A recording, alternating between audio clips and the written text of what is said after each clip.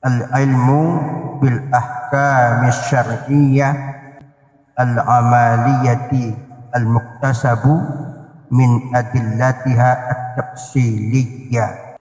Artinya mengetahui hukum-hukum syara atau hukum-hukum agama yang bersifat amalia atau tata cara pelaksanaannya berdasarkan ijtihad pada dalil-dalil yang rinci. Yang satu lagi, al-qawaidu allati yuwassilu al-bahsu fiha ila istinbat al-ahkam asy-syar'iyyah al-muktasab min adillatiha at-tafsiliyah. Jangan dikit aja. Kalau tadi al-ilmu bil ahkam, kalau sekarang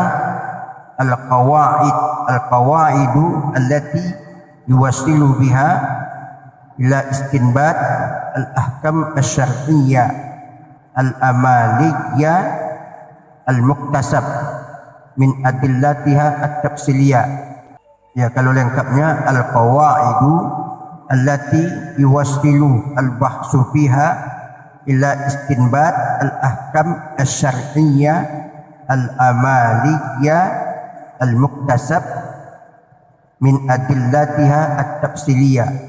Boleh ditambah tadi pada teks sesudah istinbat al-ahkam asy-syar'iyyah al-amaliyah al-muktasab min adillatiha at-tafsiliyah.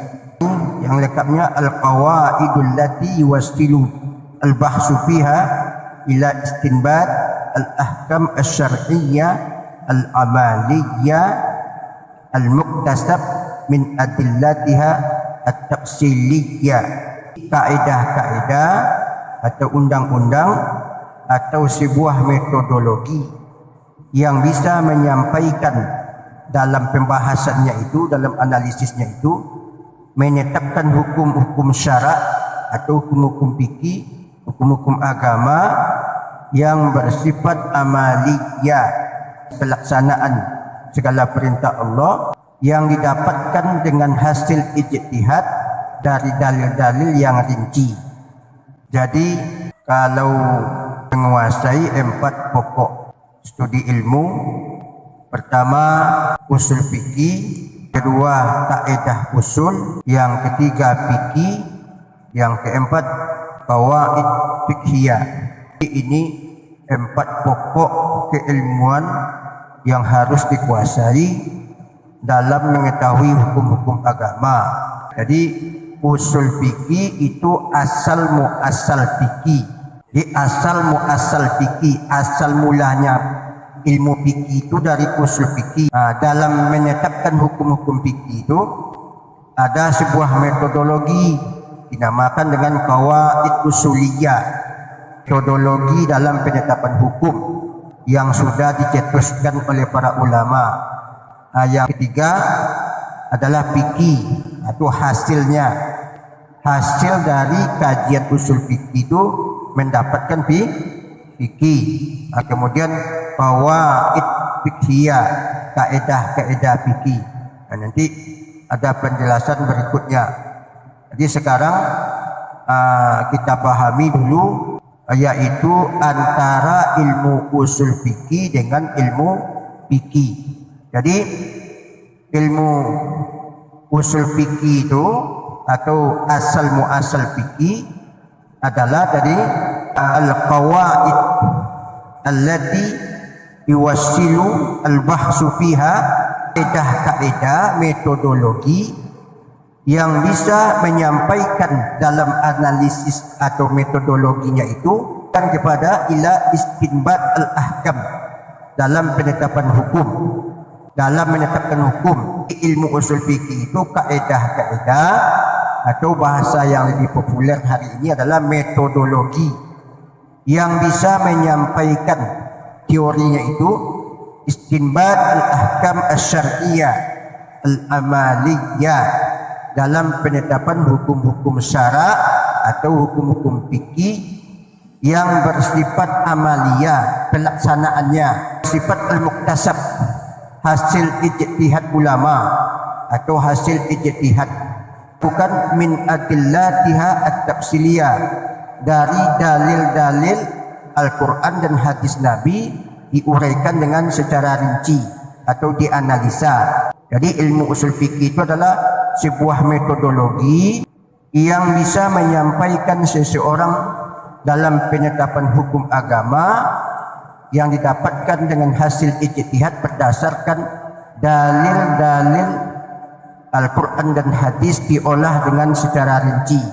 Jadi ilmu usul fikih itu sifatnya hanya memutuskan status hukum. Jadi aqimus sholat, ya, dirikanlah sholat, wa atuz zakat, bayarkan zakat, la taqrabuz zina.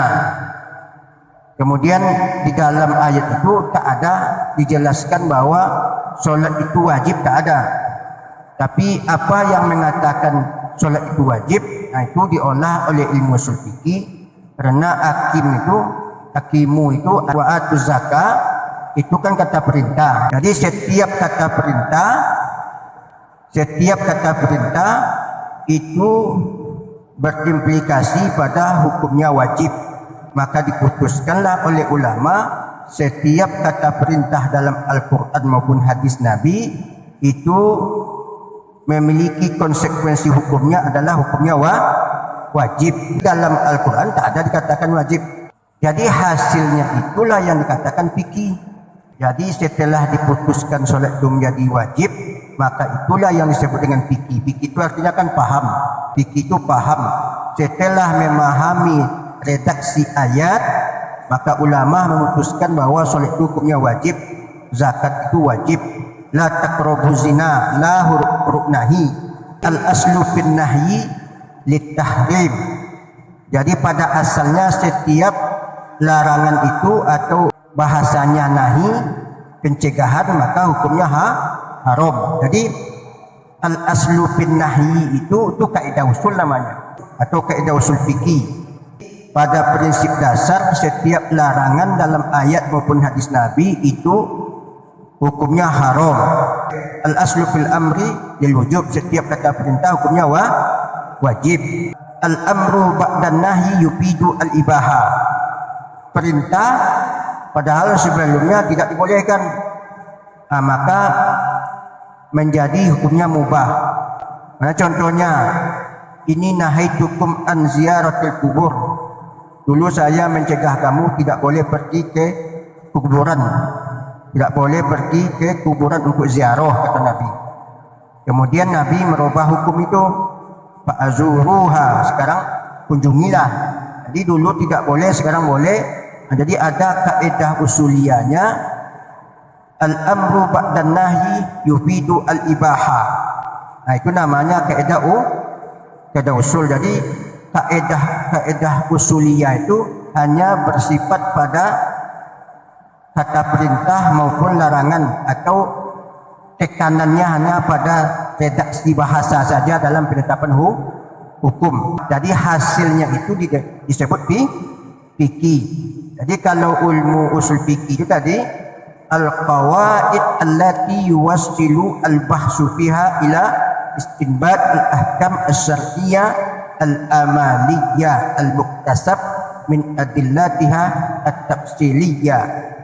Kaedah-kaedah atau disiplin ilmu yang bisa mengantarkan prosesnya itu dalam penetapan hukum-hukum syara atau hukum-hukum fikih yang bersifat amaliyah, pelaksanaan, itu dihasilkan dengan teori ijtihad dari dalil-dalil Al-Quran, dibahas dengan secara rinci. Nah, itu namanya usul fikih. Jadi hasilnya itu disebut dengan fikih. Jadi sekarang itu kan sudah diproduk tentang toharo, tentang sholat, tentang zakat, tentang haji, puasa, muamalah, munakahat, apalagi yang lain-lainnya yang berhubungan dengan hukum-hukum fikih.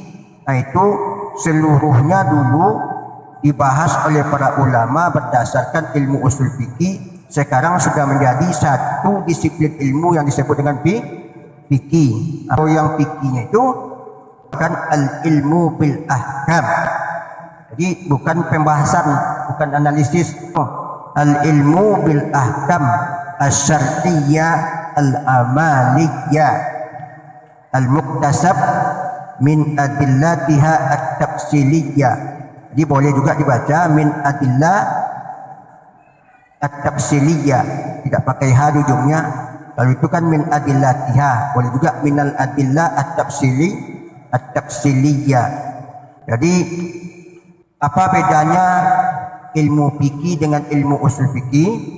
Kalau ilmu usul fikih itu pada proses penetapan hukum, menggali ayat-ayat Al-Quran maupun hadis Nabi yang redaksinya itu dianalisa yang berhubungan dengan hukum, kemudian diputuskan hukumnya apakah menjadi wajib atau menjadi haram dan yang lain-lainnya.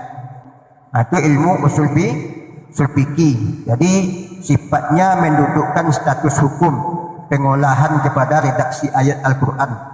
Kalau ilmu fikih itu hukum-hukum yang sudah didapati itu, maka itu disebut dengan ilmu fikih.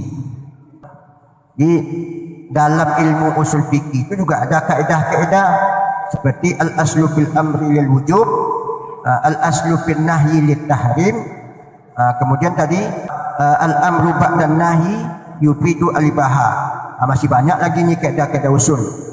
Kaedah fikih nanti ada lagi. Setelah adanya ilmu fikih, maka akan ada lagi nanti ilmu-ilmu fawaid fiqhiyah.